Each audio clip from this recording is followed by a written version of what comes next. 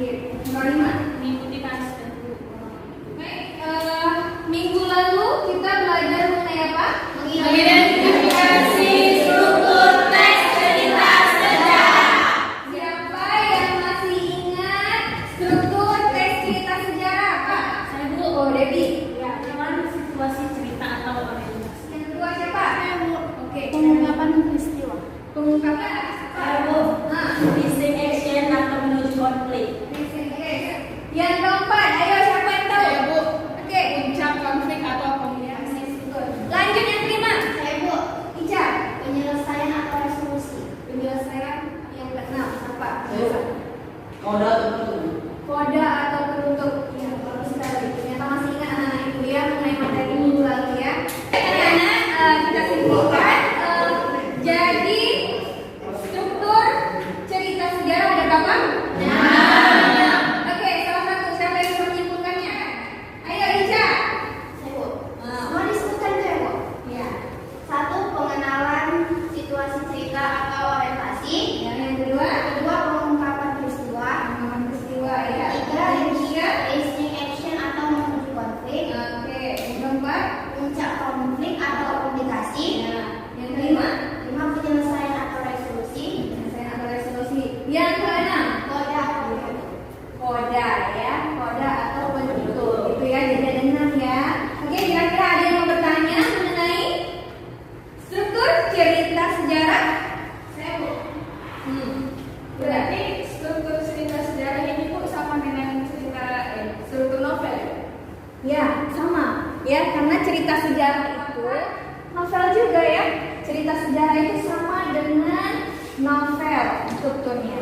Dia punya orientasi, ya, kemudian dia ada komunikasi, kemudian ada resolusi, kemudian ada koda, ya. Nah, seperti itu. Ya, Nana? Ya Bu. Oke. Lanjut, ada lagi? Ibu, Ya.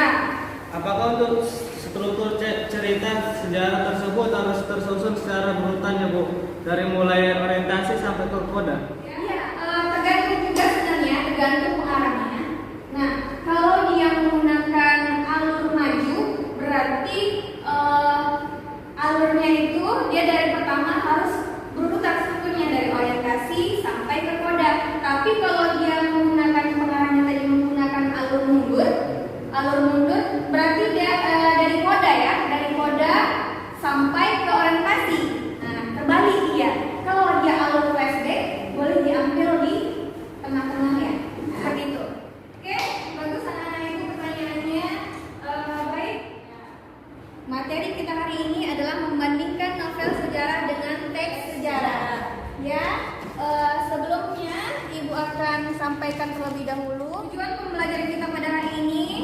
Yang pertama, ya, nantinya siswa mampu membandingkan novel sejarah dengan teks sejarah secara cepat. Yang kedua, nanti siswa mampu menyampaikan hasil mengenai membandingkan novel sejarah dengan teks sejarah dengan baik. Nah, untuk tujuan yang ketiga, nanti siswa mampu menanggapi ya hasil dari diskusi kelompok lain dengan menggunakan bahasa yang baik. Lanjut.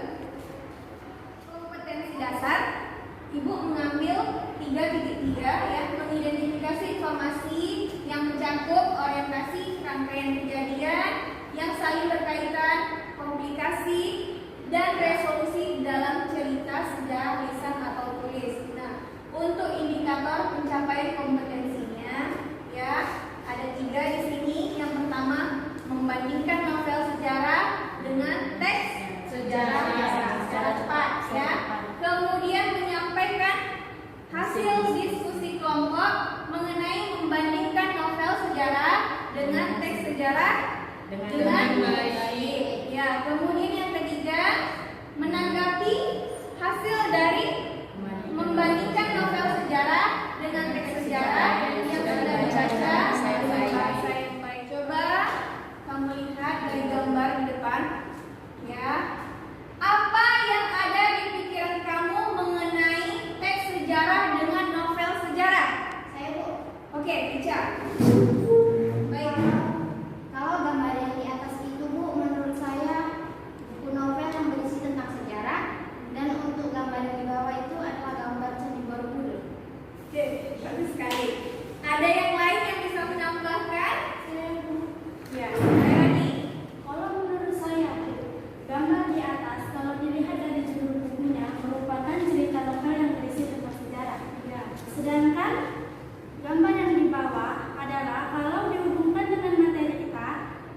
menceritakan tentang sejarah Candi Borobudur. Ih, bagus sekali ya.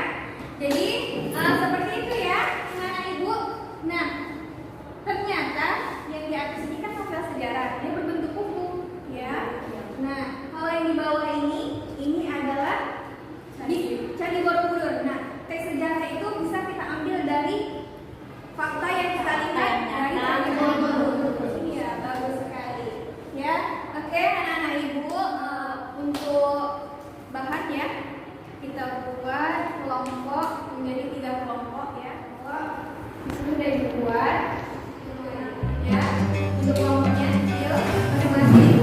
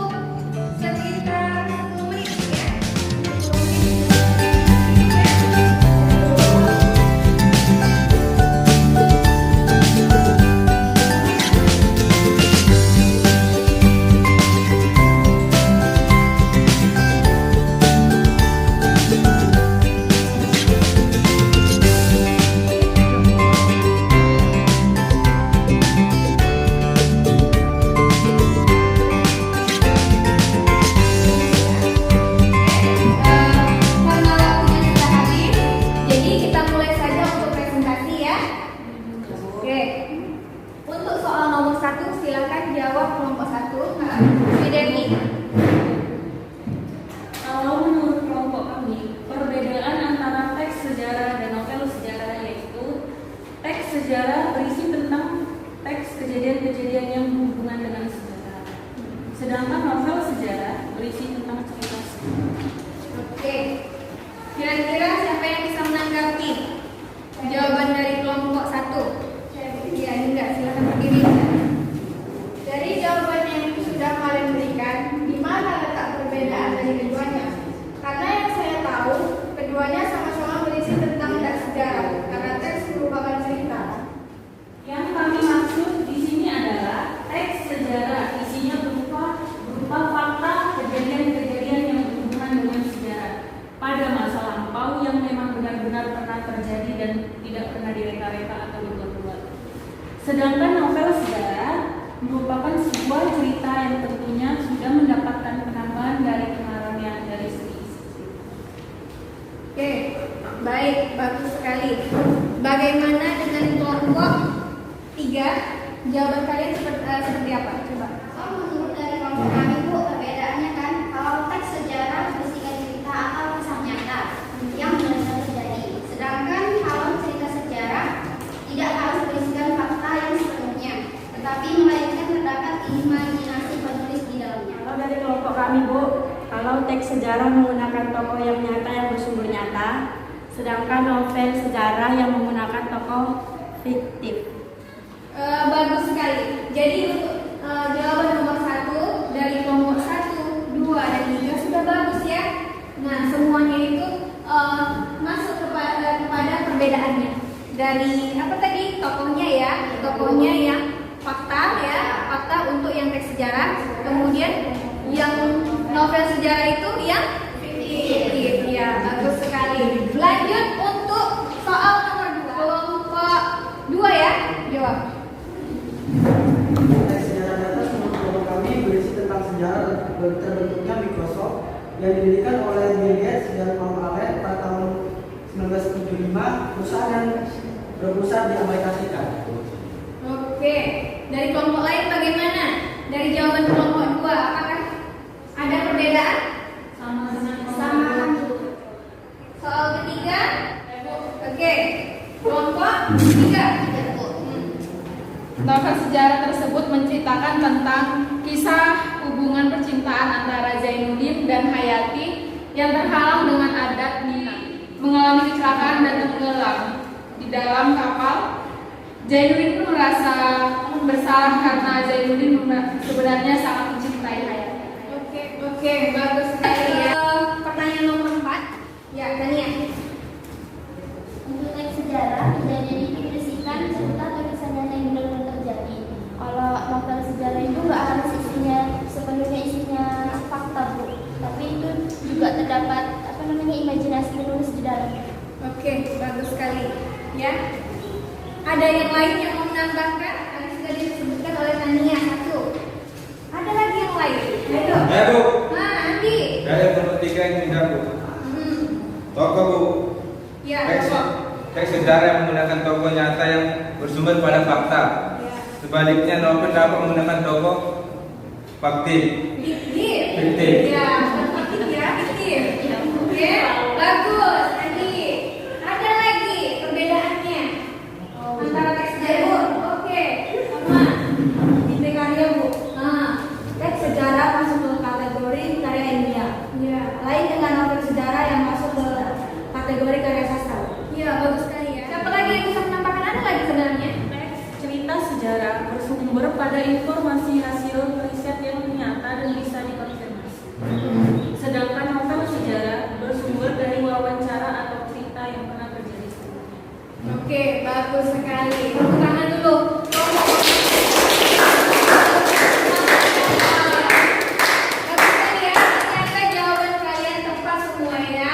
Untuk kelompok 1, Ibu kasih nilainya 100. Terima kasih. Untuk kelompok 2 juga nilainya 100. Untuk kelompok 3 juga 100. Oke, baik. Untuk selanjutnya ya, untuk evaluasi, Ibu kasih tugas melalui diskusi ya. Nanti di rumah kalian kerjakan tugasnya. Ibu tunggu sampai jam 12 malam ya. Oke. Nanti mungkin kodenya melalui aja ya, WhatsApp. Oke, Bu. Jangan lupa kerjakan. Oke. Karena jam kita sudah habis, materi selanjutnya ya kita menganalisis pembahasan teks cerita sejarah ya. Ya, coba kamu belajar di rumah, kamu baca-baca bukunya ya. Sebelum kita tutup, tolong rapikan dulu